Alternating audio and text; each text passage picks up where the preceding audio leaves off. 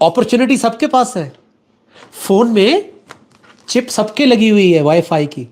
کون کوڈ ڈالتا ہے, کنیکٹ کرتا ہے موڈیم سے, اور کون نہیں کرتا. اپرچونٹی اس نے سب کو دی ہے. یہ نہیں کہ جی مسلمان کے قریب ہوں اور باقی انسانوں کے قریب نہیں ہوں, ایسا نہیں ہے. لیکن میں اس کے ساتھ ہوں جو صبر کرتا ہے. بہت فرق ہے نا. ہر انسان کہہ رہا ہے جی اللہ میرے ساتھ ہے. کیا اللہ یہ مان رہا ہے کہ میں اس کے ساتھ ہوں؟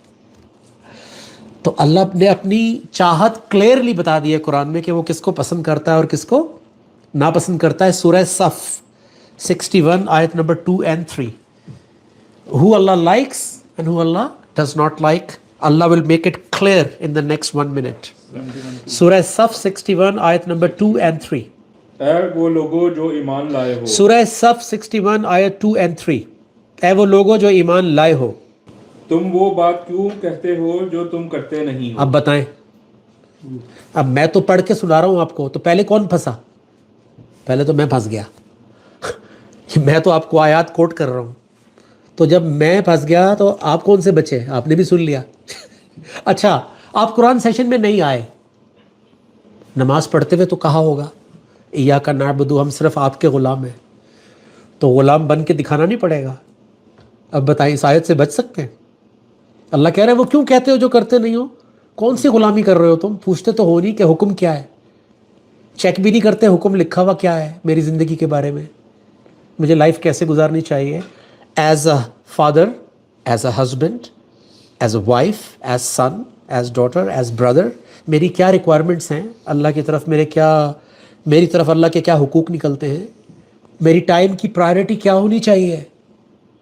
میں تو چیک بھی نہیں کر رہا, تو پھر میں کھڑا ہوا کیوں کہہ رہا ہوں ایاک نعبد, مجھے بتائیں.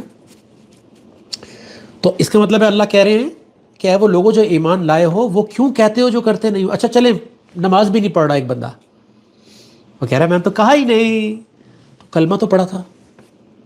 تو کلمے کا مطلب کیا تھا؟ کہ اللہ کے علاوہ کسی کو معبود نہیں بنائیں گے. پھر پھنس گئے.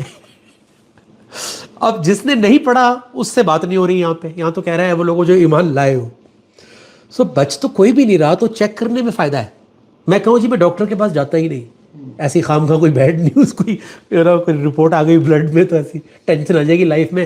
جب تک ہے زندگی چلنے دو, تو پھر ایک دم بڑا والا آ سکتا ہے.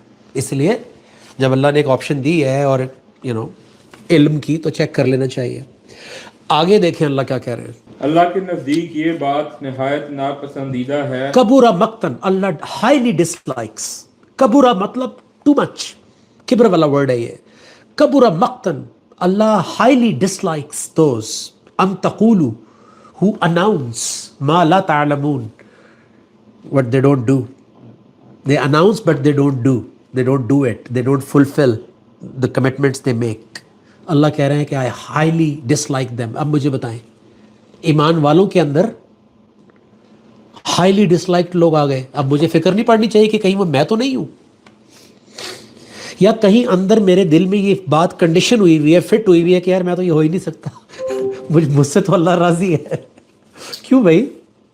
ایسی کون سا میرے پاس سرٹیفکیٹ ہے کہ اللہ مجھ سے راضی ہے؟ اب آگے دیکھیں اللہ کن سے راضی ہے, بتا رہا ہے. بے شک اللہ ان لوگوں سے محبت کرتا ہے جو اس کی راہ میں صف باندھ کر لڑتے ہیں. ہاں جی, تو اس کا مطلب یہ ہوا کس کو ناپسند کر رہا ہے؟ جو ڈٹ کے لڑ ہی نہیں رہا ساتھ مل کے. اور کس کو کہہ رہا ہے کہ وہ کیوں کہتے ہو جو کرتے نہیں ہو؟ جو ساتھ ہی نہیں ہے. جو کلمہ تو پڑھ رہا ہے, لیکن کلمے کے ساتھ یا ایھا الذین آمنوا کی ڈیوٹیز بھی تو آ گئی, کلمے کے ساتھ کمیونٹی بھی تو آ گئی.